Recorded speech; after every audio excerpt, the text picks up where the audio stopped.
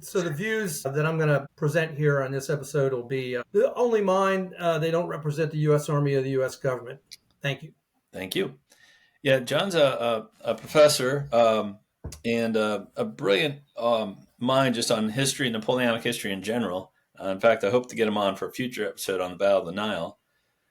But we're going to discuss a Russian general. John, why are we discussing this fellow who died right before the Napoleonic Wars really got started? Yeah, Alexander Vasilievich Suvorov is his full name. And he's probably considered one of the greatest generals in Russian history, if not the greatest general in Russian history.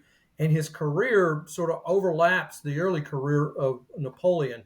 Both generals will have some of their most brilliant campaigning. Suvorov's last will be in northern Italy, and of course, Napoleon Bonaparte's first is really in northern Italy. So it's sort of an interesting bookend to Suvorov's life, and he's immensely influential on the Russian school with his tactics, his operations, and his writings. He's a very prolific writer, and because of that, he's regarded as sort of one of the early practitioners of what we call operational art. But all of the Russians, particularly guys like Sveshin and Isserson, these guys keep pointing back to him. Stalin will sort of resurrect the ghost of Suvorov in his fight against the Nazis. So he's really got this incredible place in Russian history as sort of almost like Saint Alexei of Suvorov. He's just so great. I first came across him in an old book on the French and Napoleonic Wars, and I was reading about the War of the Second Coalition, which is the war we're going to talk about today. And the author, a Marxist historian, a guy named Gershoy, just said, all of a sudden into northern Italy comes Suvorov, and he's a fascinating guy, but he was an amazing leader of men. His charismatic leadership ability, it rivals that of Napoleon. You might even say he was a better charismatic leader than Napoleon. But I say nothing of his professionalism. The other thing is he shows up in War and Peace. There's all these things from War and Peace that I think Tolstoy pulled and put in the novel. And when the BBC did a miniseries on it, one of the early scenes of the elder Prince Bolkonsky, there's a picture of Suvorov in the background. This very famous picture of Suvorov in the background that's on the wall. And there it is. Yeah. In the BBC series. And so I just became fascinated with this guy. I had to figure out who he was. I used two primary sources. I used two sources. They weren't primary sources for this. I used Philip Longworth's biography, Art of Victory, which is named after one of Suvorov's writings. And then Christopher Duffy's Eagles Over the Alps, which is an incredible study of Suvorov's last campaign. Okay. So just an amazing guy. And when I was researching Suvorov, it's funny because I was looking at pictures of him without his uniform on. And he's just like this small, wiry guy. He has like a simple smock on. But kind of like Napoleon, he has this wiry stature. His peers consider him eccentric. But he fought like a lion. So he's kind of like the textbook example of don't judge a book by its cover, right? Yeah, absolutely. He's a little guy. Most of his exploits are going to be after the age of 40. And he's sickly his whole life. I mean, it's amazing. He makes it out of childhood, especially in Russia. It's amazing that he even makes it as long as he does, that he doesn't die sooner. He's wounded badly in several of his earlier wars. We might talk about those engagements where he's so badly wounded. Now, this is not at 1799, but just, he's just a little teeny guy. He's not what you would expect. We all think of Kutuzov or some of these big, beefy Soviet generals. That's not Suvorov. He's just a little wiry guy who looks frailer he looks more like, tiny little French bureaucrat than he does like a Russian field marshal. Well, let's talk about his early life. He was born in Moscow in November 1729. Can you tell us about his upbringing? Yeah, so again, Philip Longworth says, he had to fight just to be born. Small baby, practically a preemie. He's born to the Suvorov family. His father is Vasily Suvorov, and his father's an interesting guy, and we'll talk to him. But his grandfather, the original Suvorov, had been raised to the imperial bureaucracy by Peter. So the Suvorov family is a new nobility family. They're not old blood. In fact, on his father's side, he's probably got some Swedish blood in him, but his mother is old Russian. And so his father's godfather is Peter the Great. So the family's always sort of got this in with the Russian imperial family. Yeah, like an aristocratic upbringing. Right. So he does have an aristocratic upbringing, although for a Russian, an aristocratic upbringing doesn't necessarily guarantee certain things. They're very staid, conservative. And he's born into Russian society at a time when, when anti-intellectualism was rampant. And, most Russian nobles thought that their job in life was just to abuse their serfs and then live a licentious, riotous life. But the Suvorov family is not like that. They're completely atypical. His father's fascinating. He's a Russian civil servant, but he's honest. Doesn't live a hedonistic life.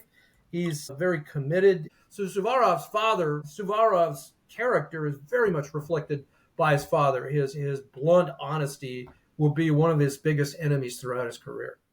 Well, kind of like Napoleon, the young Suvorov studies military history as a youngster. He reads a lot.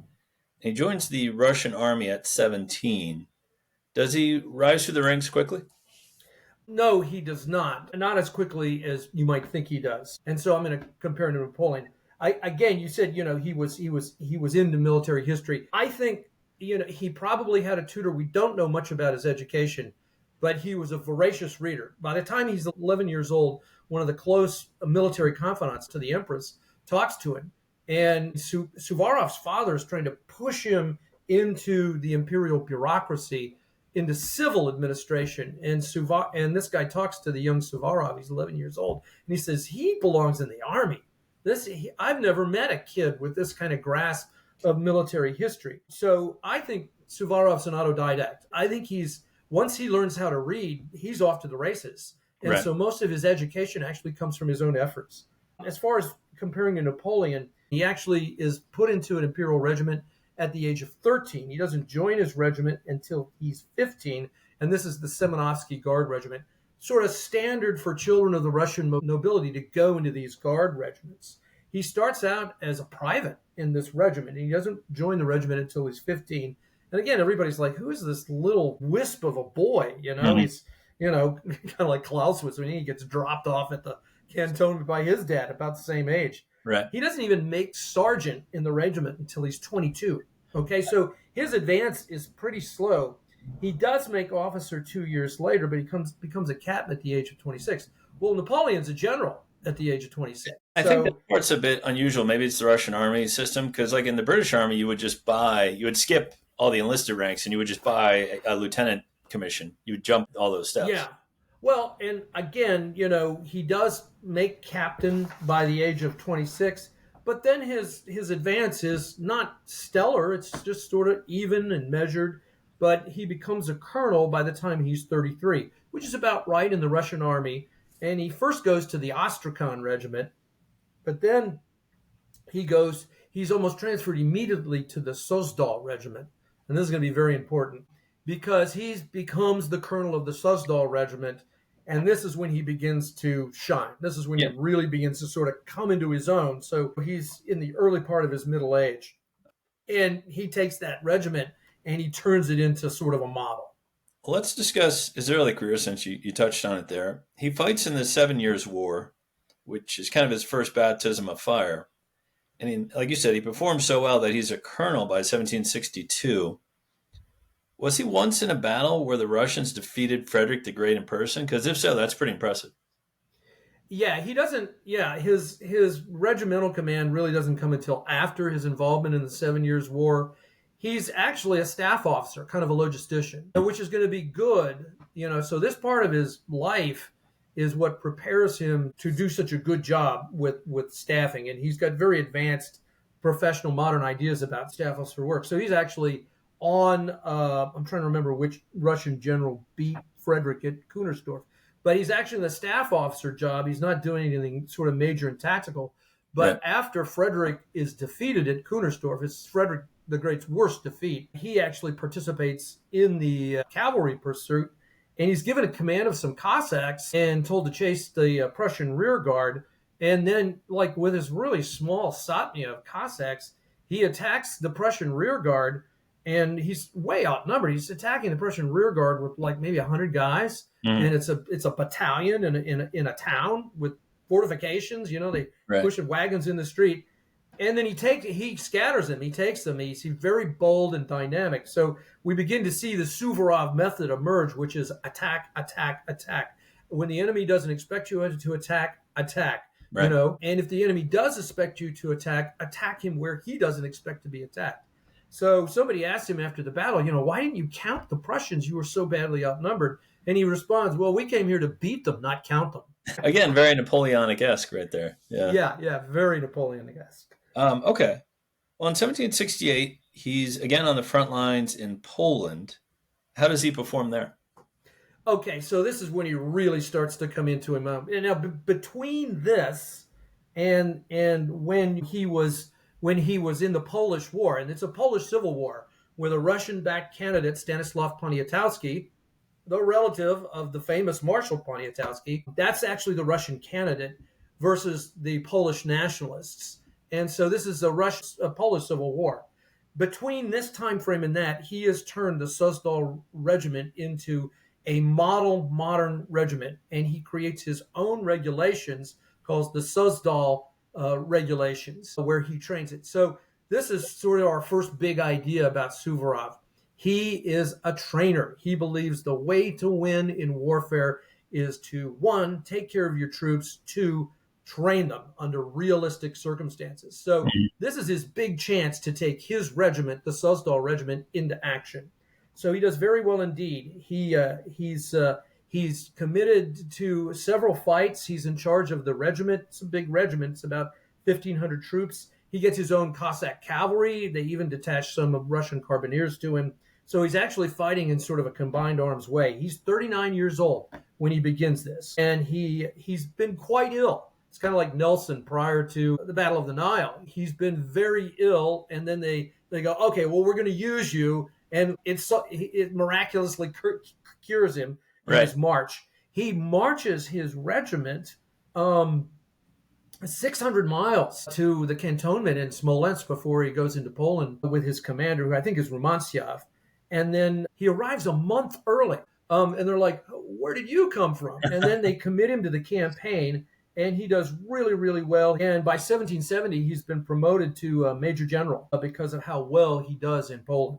Yeah, and you mentioned, he had some health ailments. Napoleon also dealt with health issues, as did Nelson, a lifelong battle with seasickness. So, yeah, it's interesting that all three of these men kind of overcame personal drawbacks. Of the three of them, probably Napoleon's the healthiest, right? Mm-hmm. But Napoleon probably had a stomach sarcoma that developed as a young adult. And those things can go on for years and years and years before you really detect them. So I think that's what killed Napoleon. So, but yeah, of the three guys, Napoleon's probably the one who is, the healthiest. Of the three guys, Napoleon's the biggest. All right. So Suvorov and Nelson are smaller than Napoleon, and Suvorov is even smaller than Nelson. Right. Yeah, Nelson's just this little slip of a guy, right? Yeah. But Suvorov is even smaller, So power to the small people, right? Right, indeed. Well, in 1773 and 74, Suvorov is fighting the war against the Ottoman Empire, and it seems he wins more victories and more laurels here, right? Like he's really making his name here.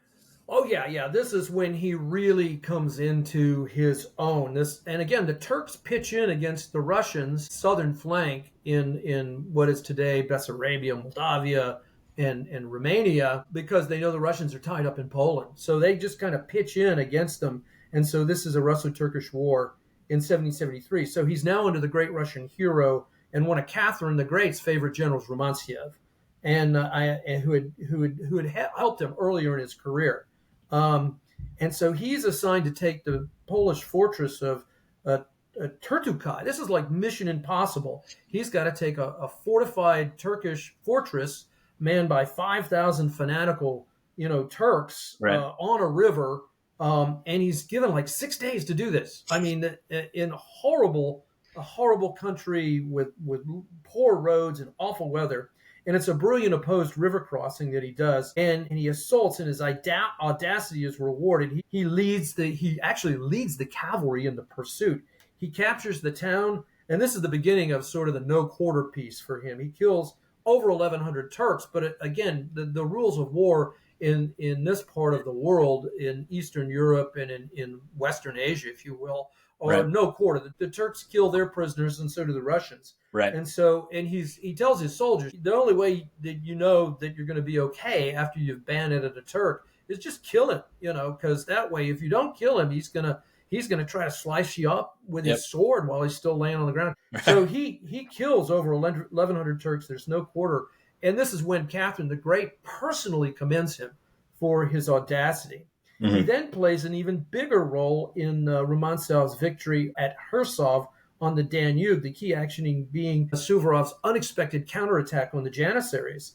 Now, the Janissaries are actually counterattacking Romanzov, and Suvorov goes, well, we'll attack them. And again, it's with the bayonet. So Suvorov is the apostle of cold steel, right? Right. And this gets him promoted to lieutenant general. And then there's one more big battle. He attacks without orders and defeats 50,000 Turks with only 10,000 troops. It's hard to believe these victories. When you read about them, you're like, I can't do that. But again, that's almost Nelsonian. Like Nelson didn't care what the enemy had. He's like the Nelson of the land. He's not beating piker troops. He just knows how to fight the Turks. He forms these great squares, although he uses kind of a smaller square to give him more mobility, almost like Napoleon's battle of the pyramids against the Mamluks. But these troops are much better than the Mamluks. I mean, they're Albanian infantry, Janissaries, and he's really good, but he's very audacious. And this victory wins the war for the Russians, and Suvorov's is the key role. Again, Catherine the Great recalled him to Moscow right after the war ends. I mean, this great victory at the Battle of Kozluja ends the war, and Catherine recalls him to Moscow because there's a huge peasant rebellion by Pugachev. And so Catherine basically says, go get Pugachev. Now, Pugachev's been defeated, but he's on the run. And so she sends her fastest, most lethal general, Suvorov, to go get Pugachev. Pugachev, however, surrenders before Suvorov catches him. But Suvorov brings him back, to Russia in a cage. And Suvorov is so worried that he'll be freed by his partisans that Suvorov will actually stand the watch and guard Pugachev in his cage as he's bringing him back from, central Russia, which is in the middle of nowhere. Right. And they actually do try to free Pugachev. There's an attack by some Central Asian troops try to release him. It's interesting. He kind of becomes like the fireman to the czars whenever there's trouble anywhere in the empire. And we'll come back to that point. Yeah. So he's one of these guys who is Catherine the Great's go-to guy. We'll talk about another one here in a second. Yep. Now, around this time, Suvorov marries the daughter of a noble family, and they have 2 children. Did he have a happy personal life? No, he did not. So his father has been pressing him to get married. And again, he doesn't get married until he's pretty old. I mean, he's already in his 40s when he gets married. He was like Napoleon. He was kind of boorish around women.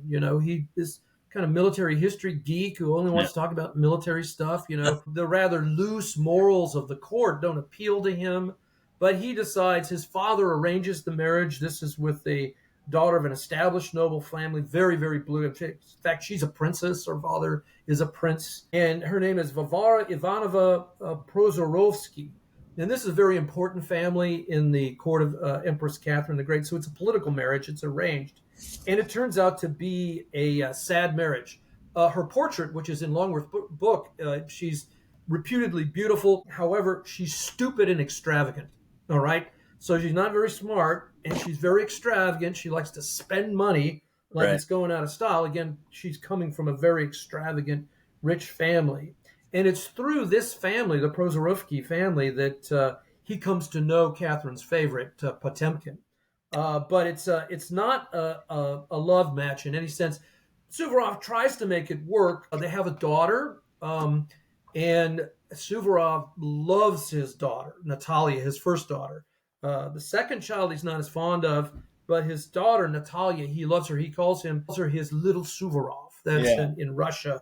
However you say little Suvorov in Russian, that's what he calls her, like Surovchik or something. So that description, I can already see that it wouldn't be a match. If she's not that bright and she's extravagant, for a guy who lives simply and is analytical, that's not a good match. No, it's not a good match. But he loves them so much, he brings them on campaign or into the field with him. And it's during the Crimean campaign against the Tatars that he's got his wife and his daughter there. And his daughter's like him. His daughter is very intellectual, analytical. And he writes his daughter throughout his career. It's kind of like Henry Asquith, with his daughter in Britain in World War II. And so it's during this that his wife meets a dragoon major and cuckolds him. He gets cuckolded by his wife. And he tries to patch the marriage up, but he never forgives her. And so that really kind of destroys the marriage. So private life, the only thing in his private life that's a ray of sunshine for him is his wonderful daughter, who he just loves dearly. Right. Well, like Napoleon, he was a lifelong learner of history and mathematics. He also spoke many languages, including German, French, Italian, and Polish. What do you think made him such an effective general? Okay, so the first piece of this is I think he teaches himself all these languages. I think the guy is a genius. And evidently, he's very good with languages. But these are French and German. Most Russian courtiers are going to know those two languages. But the fact that he knows Italian is rather astonishing, that he learns Italian. And so there's this intellectual Renaissance man piece of him that's not well understood. But again, he's an autodidact. As far as being an effective general, people have studied this, but he writes about it. He writes this very, very... The Susdal regulations are his first sort of major and very famous thing. But the second thing he writes, it's got two names. It translates into Russian several ways. His biography is entitled after that. It's called The Art of War. The Russian word here can also mean science of war. Christopher Duffy, though, entitles it How to Win. And this is a treatise. This is a really famous treatise that Suvorov writes during this time frame between the Turkish wars and the Second Turkish War that we're going to talk about here in a second. And it's written for officers, but it's also written for soldiers. His soldiers who are literate will learn his words in this. And he says military art comes down to three things. Coup d'oeil, which is, of course, being able to understand the ground and then make a decision based on your understanding of the ground. Speed, and then impetus or mass. Later on, Svetchin will condense these into speed, timing, and mass for the Russian operational art. So you can see why Suvorov is so influential on later Russians. Duffy says that this all has to do with this idea of speed. He cared for his men, and he had this near fanatical commitment to realistic training. So whenever he's put in charge of troops, he trains them. Okay. So when he goes on campaign, he's also training in between engagements, and he does realistic training. He'll have his cavalry next to the artillery, and he'll set the artillery off. And when one reads Clausewitz's description of military genius and on war, it sounds like Suvorov. He was always bold, always aggressive. He was a master of writing mission orders. He wrote short. There's only one campaign where he writes a very detailed operation plan. But in most of his cases, he writes very short, page and a half. So he doesn't write these ponderous military orders because he wants his subordinates to know, hey, this is simple. You have my confidence. And his most famous subordinates are going to be guys like Peter Bagration and Mikhail Kutuzov. So when we see them doing great things on the battlefield, basically we're seeing Suvorov's style of war implemented by these guys. So fanatical determination, just speed, surprise, and just he never gives up. Yeah, and this next part, and you mentioned his men love him. This part pretty much reminds me of Napoleon. While on campaign, Suvorov reportedly lived as a private soldier, sleeping on straw and contenting himself with the humblest abodes. And Suvorov saw victory as dependent on the morale, training, and initiative of the frontline soldier. And in battle, he emphasized speed and mobility, accuracy of gunfire, and as you mentioned, the use of cold steel, the bayonet, as well as detailed planning and careful strategy. So it's almost like I'm reading Napoleon's biography here. Yeah. No, unlike Napoleon, he's always with his troops. Mm-hmm. He's always sleeping with his troops. Now, he spends a lot of time with his troops. He does go around the campfires. He does do that, particularly with the Cossacks. He loves the Cossacks. The Cossacks He gets things out of Cossacks that no other Russian general can. But he's always with his troops. When they're on the march, he's with them and he's marching with them.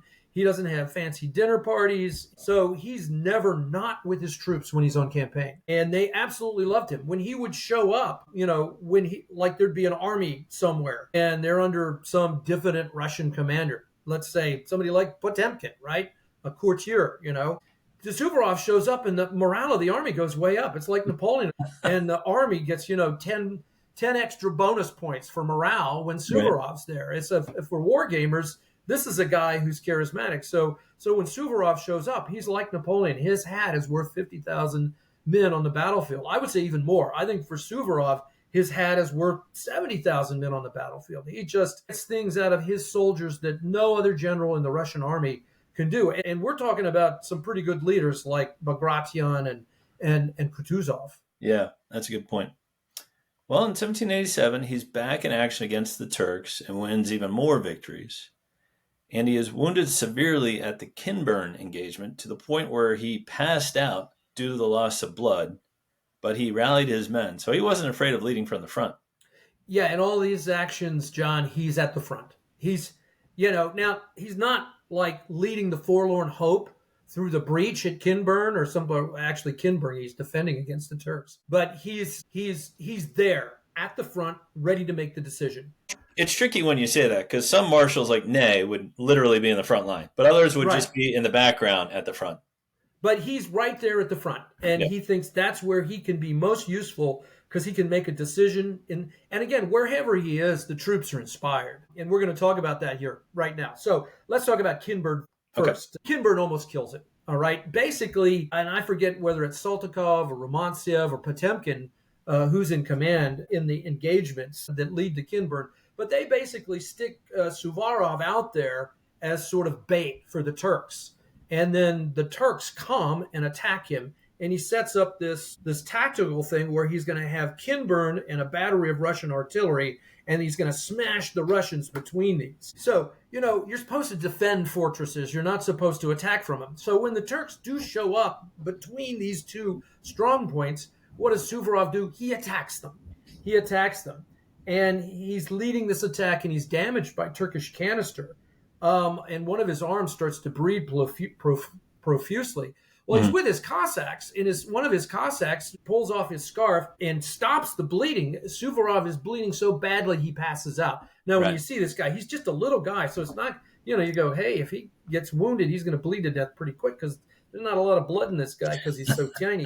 So he passes out. This Cossack does a field dressing on him, and then he comes to, and he comes out of his consciousness, and he continues to lead the attack, even though he's lost all this blood. And the Russian army had started to waver when Suvorov's wounded. It's kind of like, the Lion of the North at the Battle of Lutzen. And so he resumes command, badly wounded, and then the Russians prevailed. And this battle is a defeat of a landing by a strong amphibious force led by the Turkish Marines. So there's, again, rivers nearby. So he's sort of a master of these operations like Vicksburg, and sort of river land operations. He's really good at it. He kills 4,500 Turkish Marines in this assault. These are some of the best. There's 5,000 that land. 4,500 of them are killed by his guys. The casualties the Russians suffer, you kind of shake your head like, what? 167 casualties for 4,500 Turks? Yeah. It just blows your mind. And against fanatical enemies like the Turks and the Poles, he doesn't take prisoners. And in most cases, his opponents didn't either. Another thing here is he wants to terrorize his enemy and break them. And that's what he does. He's so terrifying that his enemies will break. In a battle after this, he's wounded again by a sharpshooter. He almost gets killed. And then this time, the Turks deliberately try to kill him. They go, kill that guy. And he's shot by a sharpshooter. And then the next battle after this is the one where he earns his title, Prince of Rymnik. He's at Rymnik. Again, his audacious actions earn him a title. But his most famous victory is at Izmail. Here he reduced a strong Turkish fortress. This reminds me of Badajoz. It's on a river. Well, it's on the Danube. And so he assaults Izmail with 6 attacks on the land, and 1 attack is by sea. or by river. So he does an opposed river crossing with 6 different concentric attacks against a very, very strong Turkish position. And this is where Kutuzov kind of comes into his own. So he's having trouble. This is a really difficult nut to crack. He's outnumbered as usual. Kutuzov assaults 2 times and is repulsed. Most of these assaults are escalades. There's no breach. And Kutuzov, he sends a message to Kutuzov that says, I hear you've captured your portion of the wall, and I'm going to make you governor of Ismail because of this. But Kutuzov hasn't captured it. And so Kutuzov is like, boy, I better capture it. And he does. So Kutuzov captures the wall. Other assaults succeed as well. But it's Kutuzov's assault that really breaks the Turkish cohesion of the army. But in the aftermath, he loses control of the army, and 26,000 Turkish soldiers and civilians are massacred. It's a very bloody battle for the Russians. This is not a cheap victory. 1 in 3 of the Russians are killed or wounded at Ismail. But this battle cements his reputation in the Russian army as Catherine's best general. Well, kind of following up that bloody situation afterwards, in 1794, Suvorov is involved in the controversial massacre of 12,000 people in Praga, Poland. Do we know what happened here? Again, this is the Poles are rebelling against the Russians and their proxy leaders that they're trying to put in place in Warsaw to sort of make Poland a satellite kingdom of Russia. And Suvorov is sent on this campaign, and he advances. So operationally, he advances very, very rapidly. He had no siege artillery. He actually leaves it behind so he can advance so quickly. Praga is on the bank of the Vistula River on the other side of Warsaw. So today it's part of Greater Warsaw. But back then, Praga and Warsaw only connected by one bridge.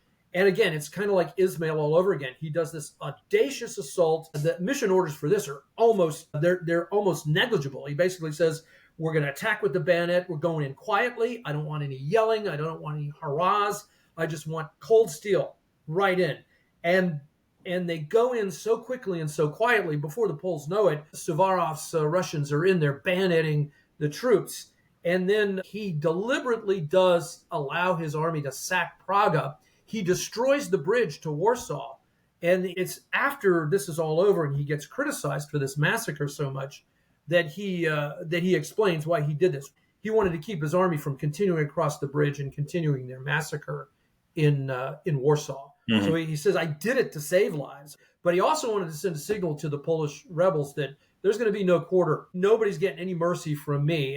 And actually the Austrians ask him about it when he takes over in 1799. Are you going to be massacring the French and the Italians like you did the Poles? And he goes, I did that to put down a rebellion. I'm not going to do that here in Italy. I was sending a political signal to the Polish rebels that they were not going to get any quarter from me and that they just needed to surrender and bring peace to their nation. And just like with the British Army at Badajoz, this is a black mark on his record. Right. But he does it deliberately. It's not like Wellington.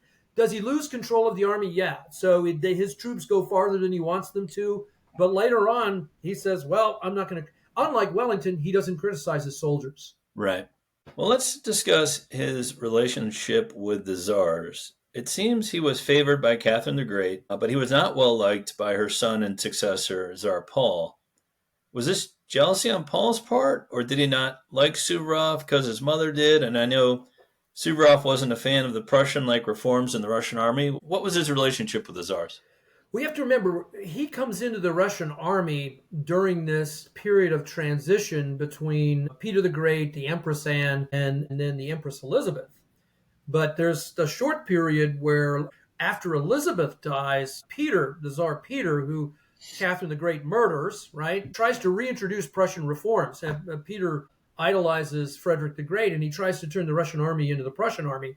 And Suvorov and all the Russian traditionalists are like, why should we copy the Prussians? He even says this. He goes, why should we copy the Prussians? We've already beat the Prussians. Why do we want to copy the Prussians? You know, people are like, no, nobody ever beat the Prussians. But the Russians were always beating the Prussians in the 7 Years' War. But then Catherine comes in and goes, don't worry, it's all good. You can be the Russian army, not the Prussian army. So this isn't the first time.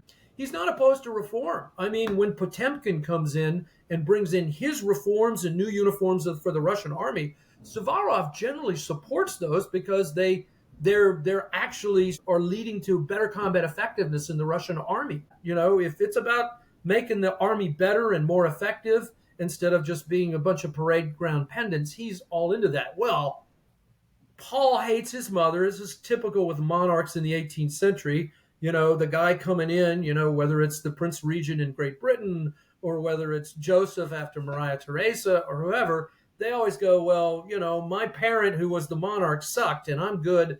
And Paul, again, is one of these guys who idolizes the Prussians. So, when Catherine dies and Paul comes into power, Suvorov, even though he's the most famous general in the Russian army, is sidelined. He's a field marshal. He's the Prince of Rymnik. But Paul just has no use for him. He's just not, Paul does not like him. The courtiers who surround Paul don't like Suvorov. And so he's sidelined. Suvorov is very vocal in his opposition, but he's so famous, Paul can't do anything to him. And so he's kind of like Marshal Blucher and Marshal Gneisenau after the Napoleonic Wars. He basically, we don't need you guys anymore. We don't care what you think. You're telling us we're making all these mistakes in the post-war world. Screw you, go retire. Now, Suvorov has extensive estates he can retire to. He owns over 2,000 serfs, okay?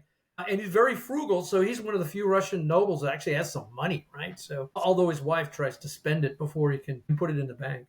Yeah, I understand, Tsar Paul wants to put his own stamp on things, but in 1799, Paul realizes he has to bring his prize pony out of the barn. Suvorov is requested by the Allies after many losses to the French Revolutionary armies and Napoleon. So how does Suvorov perform so well in Italy? It's like he shows up and changes the whole situation. Yeah, and it matches everything in his career. Whenever Suvorov shows up on the scene, you start winning. Whenever Suvorov shows up on the scene, the morale of the troops is great. And Italy is sort of the crowning achievement of Suvorov's career, although there's a downside. And this is one of the areas I published in, is on Suvorov's campaign in 1799. So he does all these fascinating things. He's not the first choice. The first choice is a Dutch guy who's going to lead this coalition army, and then Suvorov is going to be sort of his general. So they're sort of taking this 18th century approach of we'll have this kind of high-born noble guy, and Suvorov will sort of be in command, but this guy will sort of call the shots and work with the Russians. And he's from the House of Orange, but he dies. And so they're like, well, what do we do? Because the Austrians are they're like, oh, we're not sure Suvorov's the right pick for this. Right. But the only other pick is Prince Constantine, and everybody knows what an idiot Prince Constantine is. And he's going to be one of the canards that's around Suvorov's neck during this campaign. Will be Constantine. Nobody knows what to do with him. You can't put him in independent command because he's an idiot, and he alienates everybody. So Suvorov is once Orange dies, he's first choice, and the Austrians sort of reluctantly agree to put Suvorov in charge. Suvorov initially does sort of everything right. Instead of wearing a Russian uniform, he wears an Austrian uniform. He goes, my primary command here is of Austrian troops. I'm going to have my own Russian troops, but I'm actually command more Austrian troops than Russian troops. His chief of staff will be an Austrian, Chancellor, his first chief of staff. And so he's trying to be a good coalition commander. And initially it all looks good until he gets to Vienna. And then when he gets to Vienna, they go, so what's your plan for the campaign? And he's like, I'm not telling you. Okay. So he gets down to northern Italy, and the guy in command is the Hungarian General Kray. And Kray's already beaten the initial French commander, Scherer, and forced him back in these battles. So the Austrian army is already like winning this campaign before Suvorov gets there, but Suvorov gets there and immediately puts his stamp on the situation. The troops love him. He gets there before his Russian troops get there, and under Bagration. The first Russian contingent is under Bagration. So he gets there, and the first thing he does is he said, here's how we're going to fight. And he just basically says, this is what we're going to do. We're going to use the bayonet. We're going to use this double echelon attack with the bayonet, where we'll charge cavalry, infantry, artillery. We're going to charge them with the bayonet. We're not going to stop to fight skirmishers. We'll approach march in column, and then we'll form lines. The Austrians are good at forming lines.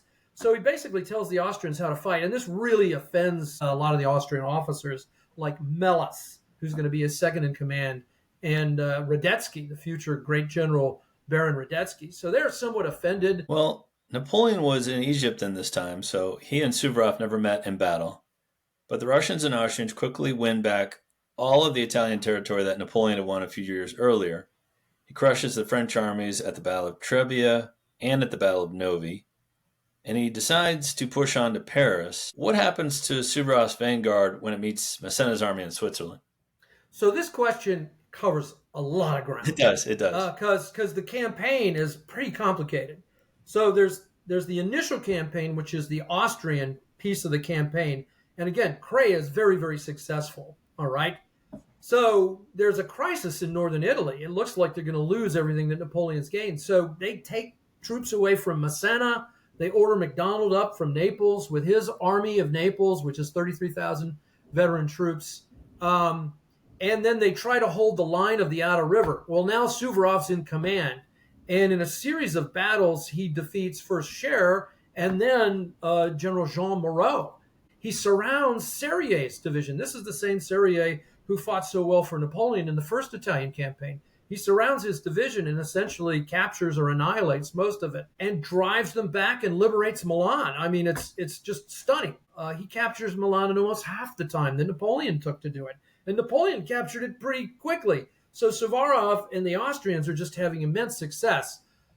The French here think, well, there's all these fortresses, Brescia, Mantova, Torino, Alessandria. And so the French leave major components of this veteran Italian army in these fortresses. So we go into the siege portion of the battle. So he kind of doles out his army, his Austro-Russian army, under these various generals, Melas, his Russian generals, Rosenberg, Bagration, to conduct all these sieges of Alessandria, Brescia, Mantova, and all these places. But he's really good. He keeps kind of a small Austrian-Russian field army with the Austrian vanguard facing south because he knows MacDonald is coming up here. So they've defeated Scherer. Now, Scherer's not really defeated by Suvorov. He's defeated by Cray. Mm-hmm. But Suvorov defeats Moreau. All right. There's no doubt about that. Moreau is pulled all the way back almost to Napoleon's start point. And Moreau's no slouch. He's a good general. No, Moreau's no slouch. The fact that Moreau manages to save the French army is quite an achievement, especially against a guy like Suvorov. Yeah. But this is an army that can't do anything to help the fortresses, right? It can only lick its wounds and try to rebuild combat power. At the same time, he completely undoes the situation in Switzerland. Massena, who's in command in Switzerland, had driven on the Tyrol, but once all these victories occurred to his south, he has to pull back. He fights the Archduke Charles, two hard defensive battles, the first and second battles of Zurich, but Charles forces him back. So these are some of the best commanders in the Napoleonic War we're seeing here. One of Massena's subordinates is kind of holding a weak southern flank. That's Soult. All right, so these are all the names that we're seeing on your show all the time, all the great guys, right? Yeah. It's a really great campaign because you're seeing all these guys kind of early in their career. So the situation for the French is horrible. I mean, they're losing in Switzerland, they're losing in Italy, they're losing on the Rhine. An Anglo-Russian army has landed in the Netherlands, in the Low Country. And so it looks like the War of the Second Coalition is going to be this concentric march on Paris by four major armies, one from Switzerland, one from Italy, one from Germany, and one from Holland. So what happens, though, is MacDonald rushes north, and Suvorov is surprised. One of the rare times in his life where he's surprised. He's like, holy crap, these French can march as fast as I can. I can't believe it. And so there's this meeting engagement on the northwestern side of the Trebia River, which is also where Hannibal had fought a famous battle in the Second Punic War. And by the way, all these guys are familiar with the Second Punic War, so they know the terrain. So MacDonald is driving hell for leather to this little stream called the Tedone, and Suvorov marches to meet him with only about a third of his army. And the French are, advancing. They have pushed back Ott, and so Suvorov basically has some Cossacks, and he has Ott's advance guard and a couple Russian infantry regiments, and his whole army is marching towards the Trebia, but he's only got about a third of it. He throws MacDonald back. This is the first day of the battle. This is a 3-day slugfest between the Tedona and Trebia rivers. And Suvorov checks MacDonald's advance. MacDonald goes, whoa, wait a second. I'm up against Suvorov. So he goes, that's okay. I'm MacDonald, and I got 30,000 Frenchmen. I can defeat these Austrians and these Russian, barbarians, which is the way he sees them. And so the second day of the battle is just an amazing battle, back and forth across the Trebia River. Suvorov actually has a bridgehead on the far bank of the Trebia River that MacDonald tries to reduce with attacks. And the fighting is really, really bitter. By the end of the day, though, Suvorov's echelons keep arriving. And this is sort of the idea of echelonment, the arrival operate. He keeps attacking, all right? So MacDonald never really gets off the ground he wants to attack too. So you have these two armies just viciously attacking each other all up and down the line, kind of like the second day at Gettysburg. So the Russians are attacking with the Austrians. Melis is at this battle, but he kind of drags his feet, and Suvorov's like, where is that guy? I need his troops, And then MacDonald goes, well, we're going to beat him the next day. The final day of the battle, there's a crisis. So MacDonald throws his Polish division and his best French divisions against Suvorov's left flank. Suvorov reinforces it and annihilates this attack, practically destroys the Polish division under Dąbrowski, which are really MacDonald's best troops. But there's a hole in the middle, right? And Suvorov is taking a nap. He says, that was going well. We're fighting. We're attacking. We're annihilating the Poles. So he takes a nap under a tree, and nobody wants to wake him up and say, hey, we got this crisis. The middle is uncovered, and MacDonald's pushing into it with some of his best troops. Suvorov wakes up, kind of stretches, and goes, okay, here's what you do. And he retrieves the battle, and he solves the crisis of the battle. And the third day of the battle, it just kind of winds down. Neither side has really gained an advantage. The guy with the high ground is MacDonald, but MacDonald's losses have been so high that he's out of Schlitz. He doesn't know what to do. He's fighting this battle for so long because he expects Moreau to appear on Suvorov's flank and to unite with Moreau. But Moreau kind of drags his feet a little bit, very un-Moreau-like. Some people have said Moreau does this because he's afraid to fight Suvorov. I don't think that's the case. I think Moreau's real concern is that Suvorov will turn and attack him, and that MacDonald won't support Moreau. Anyway, miscommunication. MacDonald decides to break off the action, and then you never break off an action against Suvorov because his pursuit with his Cossacks and with his Austrian cavalry, which is quite good. Suvorov knows the advantages of the Austrian army. He knows they have good artillery. He knows they have excellent cavalry, so he unleashes his Cossacks and his Austrian chevaulegers against MacDonald's army and essentially shatters it. The army is shattered. And on the next piece, I don't want to get too into the weeds with it, but it is important because Massena's up, as you mentioned, in Zurich. Right. And the Austrians they really don't want to go after Paris. They kind of want to go after the Netherlands and recover their territory there. So it's just Suvorov is undefeated in battle, but he's not leading the advance guard, right? It's one of his deputy generals. Right. So the strategic situation is very messy. Suvorov has, by this time, Chasteler has gone native. And so the Austrians like, hey, he's supporting Suvorov too much. He's supposed to be telling us he's our spy against Suvorov. So they replaced Chasteler with Radetzky for a short time. And then Radetzky is needed elsewhere, and he's replaced by a guy who shows up at Austerlitz. And Duffy does a great job of kind of explaining he's replaced by Weyrother, the guy at Austerlitz. And Weyrother is a very good staff officer, and Suvorov gets amazing things out of. So for the rest of the campaign, Weyrother will be his chief of staff.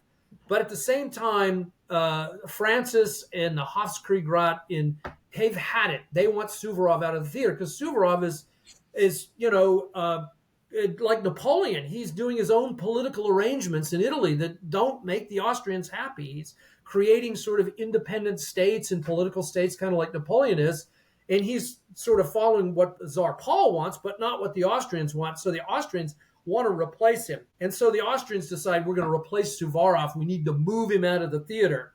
Well, right as they're making that decision, the French have a new general. They've reinforced the army of Italy. Moreau's failure to help MacDonald gets Moreau relieved of command, and they appoint Napoleon's one of his most talented subordinates was Joubert. The other one is Desaix, but he's in Egypt with Napoleon. And so Joubert is appointed. And he begins to advance out of the mountains into Lombardy, and Suvorov turns on him with the entire Austrian-Russian army. The concentration of this army occurs so rapidly, it takes Joubert by surprise. So Joubert tries to fall back. So Suvorov fixes him in the foothills of the Apennines and just destroys him at Novi, and he kills Joubert to boot. Yep. And so this is one of the great victories of the French Revolutionary Wars is Novi. It's this amazing victory, which basically gives Italy to the Austrians, and Moreau has to retreat all the way back to Genoa, and eventually the French army will be cooped up in Genoa. Now, the strategic picture is Switzerland. So when the Austrians decide to switch Suvorov out of the theater, they decide we're going to send him and his 20,000 Russians into Switzerland to join with the army of Rimsky-Korsakov at Zurich. Mm. What happens is they decide to move, just like you said, the main Austrian forces under the Archduke Charles, their best general, up into the Middle Rhine to maybe relieve some of the pressure on the Anglo-Russian army in the Netherlands and to take the offensive towards Mainz and Strasbourg. So Archduke Charles has been holding Massena at bay on the Limmat River. He moves north, he leaves Korsakov behind, and in the period that when he leaves and before Suvorov gets there, Massena sees his chance and wins the Third Battle of Zurich and destroys Korsakov's army in probably the greatest victory of Massena's career. Yeah. This is when he really gets the name Dear Child of Victory. It's really for Zurich that Massena becomes one of the premier generals in the French army, almost as famous as Napoleon, and saves the French Republic. Yeah. So Suvorov is meanwhile driving north through the St. Gothard Pass.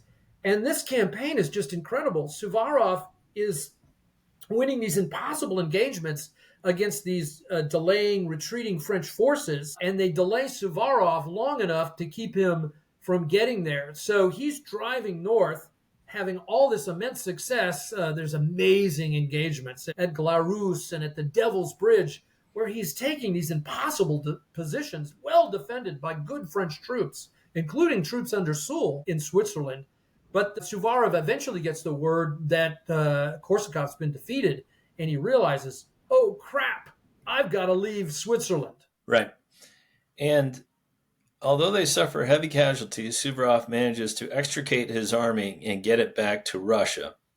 And this next part is kind of sad. When he arrives, he's weakened and tired from the retreat and is refused an audience with Tsar Paul.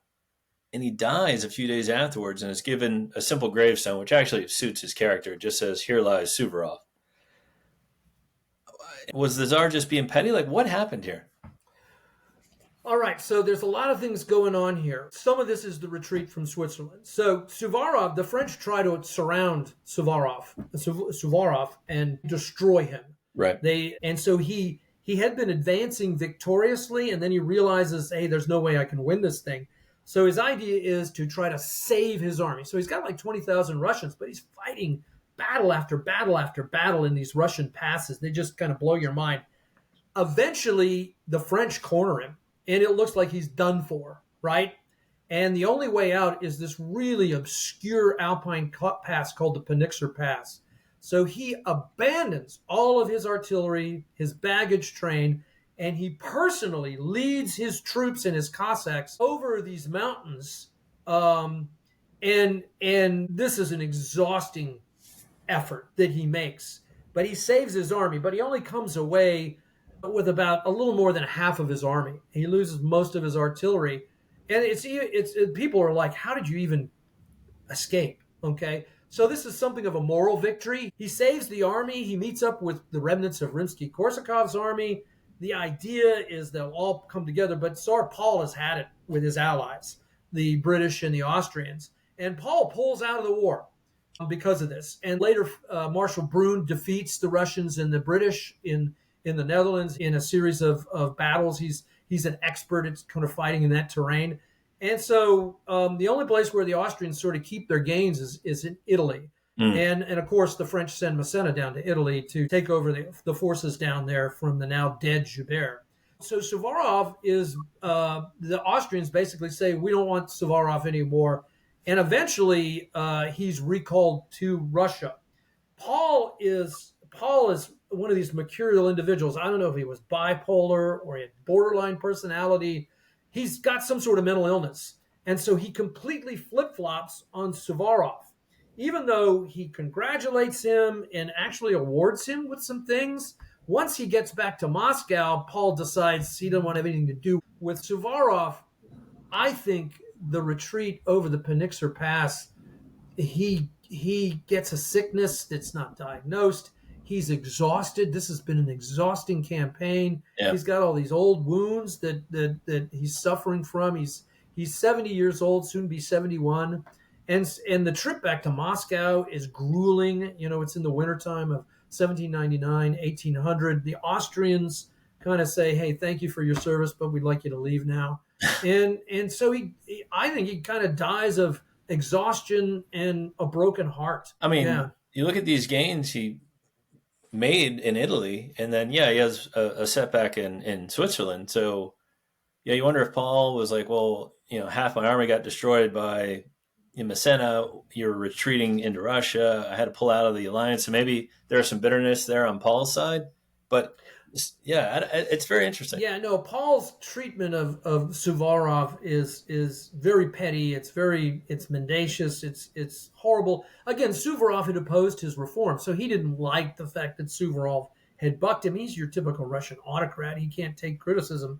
And when you criticize a Russian autocrat, usually they'll do something bad to you. And this is the bad thing that he does to Suvorov. And then Suvorov dies and is sort of buried without ceremony, no state funeral. It's just, and the whole Russian army sees this. And particularly the generals see this, generals like Bennigsen. And I think this is a contributory factor to when Paul continues to kind of do weird, erratic things, create the League of Armed Neutrality. I think this is the beginning of the cabal against Paul, which will assassinate him. In some sense, Paul's assassination is retribution for the way he treats Suvorov. I think that's a great point you just hit on there, because, I mean, you mentioned there was reforms being done. Some officers were sent home, some on half pay.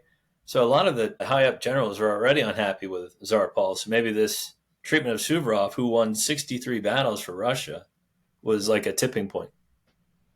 Yeah, I think it is. And we've talked about his legacy inside Russia. He never lost a battle. That's not quite true. He's doing some operations in the first Turkish War where one of his assaults fails, but the campaign is successfully concluded. So he doesn't really get the stain of defeat that one time where one of his assaults fails. But in every other engagement, no, he's never defeated. He's not even defeated in Switzerland, at least tactically, because he's retreating to save the army from a tactical defeat, and he does that. So he's never defeated. And then his legacy for the Russian army. So the Russian army for the rest of the Napoleonic Wars is Suvorov's army. It's under Suvorov's guys. It's under Bennigsen. It's under, although he's not as much as, but Kutuzov and Bagration are Suvorov's two lieutenants who go on to such great things. And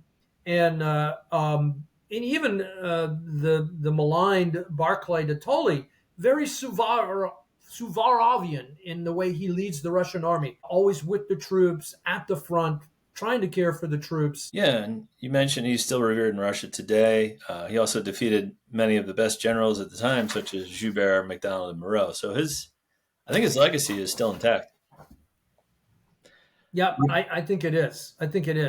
Regarding his opinion of Napoleon, Suvorov had written to his nephews in 1796, quote, "That young Bonaparte, how he moves. He is a hero, a giant, a magician. He overcomes nature and he overcomes men. He turned the Alps as if they did not exist. He disregards the odds against him. He attacks the enemy wherever they are to be found, and he defeats them in detail. He knows that shock is irresistible, and that says it all," end quote. So here's the million-dollar question that all historians have wondered. If Suvorov had faced off against Napoleon, who would have won? Well, again, you have to imagine a scenario where they would have actually been fighting each other, right? Because, of course, they never do. And again, that description that you pulled out, I think that actually comes out of Longworth. But he sees in Napoleon a kindred spirit. This guy's like me, He's doing the same things that I do. And he does the same thing I will do. He turns the Alps, right? So he's very impressed with Napoleon. He sees a guy whose way of warfare is very much like his own. The one big difference between Suvorov and Napoleon I would say is that Napoleon's use of artillery is much more sophisticated than Suvorov's. Suvorov, he's not really an artillery general. Napoleon is. And so that's a difference between the two that has to be accounted for. Suvorov is kind of a half cavalry officer, half infantry officer. Napoleon is artillerist the whole way. But both of them are dynamic. They like surprise. So it's hard to say. I think it would have been like the Trebia. I think it would have just been a slugfest where the both of them just fight until one of them didn't have an army anymore. Right. And so it probably would have come down to numbers. If Suvorov is leading Russian troops, though, and is equally matched, I think Napoleon's going to lose. Okay. Yeah. The real what if here is Suvorov and Massena. It would have been interesting to have seen him try to take his 20,000 Russian troops against Massena and his almost 50,000 French troops with lieutenants like Soult, under him, who can move troops around pretty good. That never does happen, but it would have been interesting because, again, Massena, another guy who's just incredible determination on the battlefield. And, he'll become Prince of Essling because of that. At the Battle of Essling. So that's a good comparison because kind of like Wellington, Massena was patient, but he knew when to strike like a cobra. He knew when to attack. Well, I think Suvorov's actions in Switzerland tell you what Suvorov thought the answer would have been, which is, I would have lost. So I'm just going to save my army because I'm not that stupid to go up against a victorious, larger, veteran French army. Mm-hmm. And that was his calculus when he decided to retreat. And it's an army that's only getting stronger. Now, if Napoleon shows up and has a lot of artillery with him, and Suvorov's in command of a mixed army of Austrians and Russians, or Russians and Germans, I don't know, okay? Yeah. But Suvorov does so well with this coalition army of Austrians and Russians in 1799. It's hard to say, okay? Yeah. It would have been interesting to see them come into contact with each other. I mean, if Suvorov survives and is in Italy during the Marengo campaign, I think Napoleon loses. I mean, he almost loses to Melas. And who did Melas train under? Suvorov. The attack at Marengo is Suvorov. That's Melas going, hey, what would Suvorov do? Attack. And he almost destroys Napoleon's army. So anyway, a lot of things we can say about it. But Alexander Vasilyevich Suvorov, the Russian general for the Russians for the ages. Thank you for that, John. That was wonderful. Again, if you'd like to learn more about John's books, you can start off with Strategy and Crisis, the Pacific War, 1937 to 1945. There it is. Right. Oh, you got another one there. What is that? That's Napoleonic Warfare, the Operational Art of the Great Campaigns. Love it. So that's one of the reasons I pretend to be a Napoleonist. But that's Strategy and Crisis considerably cheaper, and it's on Amazon, like John said. Fair enough. Well, we thank John for coming on the show, and we appreciate your time, sir. Thank you so much, John. It's wonderful.